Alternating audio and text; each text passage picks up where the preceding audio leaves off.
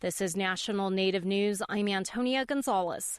The U.S. Supreme Court has refused to reinstate water crossing permits for the Keystone XL Pipeline. The permits issued by the U.S. Army Corps of Engineers were ruled insufficient by a Montana court in May, a decision affirmed by the Ninth Circuit Court of Appeals last month. The High Court was asked to step in and allow construction of the pipeline to continue while the Ninth Circuit hears the case. The order was made public Monday. The High Court allowed the Montana federal injunction to stand as it pertains to the Trans-Canada project. However, that ruling also applied to all new oil and gas pipelines in the nation, and the High Court lifted the injunction for those projects. The vacating of water permits essentially puts the pipeline on hold for months during the appeals process, stopping pre-construction that started in April and includes a 2-mile segment crossing the U.S.-Canada border. Tribes and environmental groups are among those opposing the pipeline.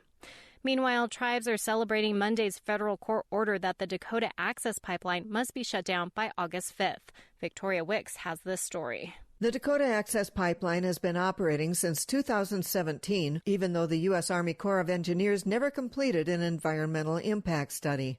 Federal Judge James Boasberg found in March that the study is required under the National Environmental Protection Act, or NEPA. His ruling responds to challenges brought by the Oglala, Yankton, Cheyenne River, and Standing Rock Sioux tribes. Attorney Jan Hasselman of Earth Justice represents Standing Rock. He says this order is a testament to the perseverance of tribes. The Standing Rock Sioux tribe has fought this pipeline with so much integrity and consistency for so many years, even when it fell out of the public eye. Hasselman says the Army Corps ignored spills from other pipelines installed by Energy Transfer Partners and thereby failed to assess the risk that DAPL presents. Hasselman says the Corps and DAPL will likely immediately ask the D.C. court to reconsider the shutdown and, if that fails, could appeal the decision to higher courts. In briefs, Dakota Access owners say DAPL could lose as much as $2 billion through 2021. I'm Victoria Wicks in Rapid City, South Dakota.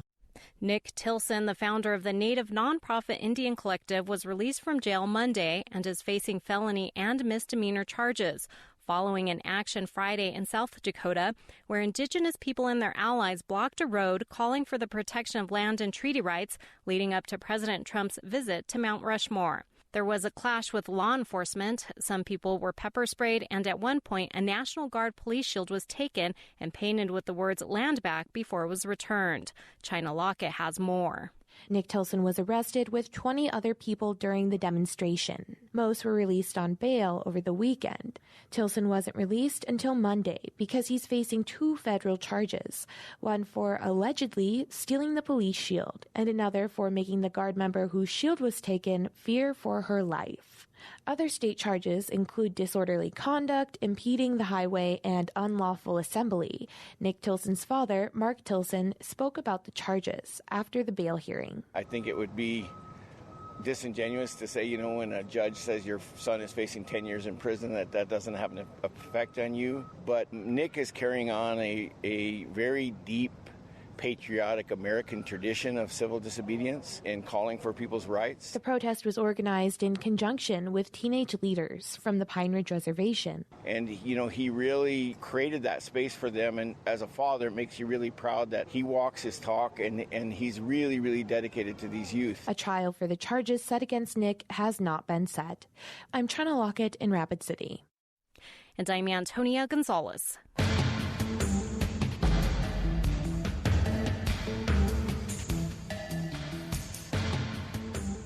National Native News is produced by Koahnic Broadcast Corporation with funding by the Corporation for Public Broadcasting.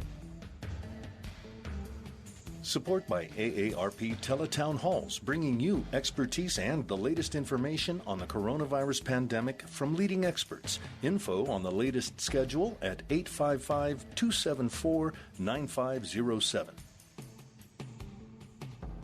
Support by Ramona Farms, offering wholesome and delicious foods from our heirloom crops as our contribution to a better diet for the benefit of all people. We are honored to share our centuries-old farming and culinary traditions online at ramonafarms.com.